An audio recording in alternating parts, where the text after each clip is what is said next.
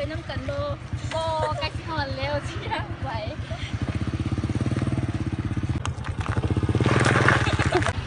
เอาเป็นอย่างว่าตอก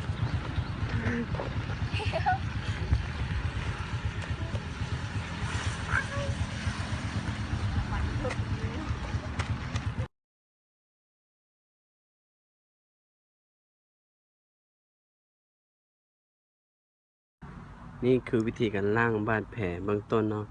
ถ้ามีเลือดไหลเห็นเลือดยุดไหลในมือเห่าน้ำสะอาดล้างแล้วเอาสำลีเอาเหล้า90ทาสำลีแล้วก็เซตห้อยบาดแผลนั้นให้มันดีขึ้นแนะนำว่าเฮามีอุปกรณ์บ่เพียงพอในการปิดปัวเฮาจะเป็นการรักษาเบื้องต้นซื่อๆทางที่ดีคือนำคนเจ็บไปห้องหมอทันทีทันใดให้ทานการรักษาจากแพทย์หมอต่อไปนี่คือวิธีการรักษาบาดแผลเบื้องต้นจากที่เราล้างบาดแผลแล้ว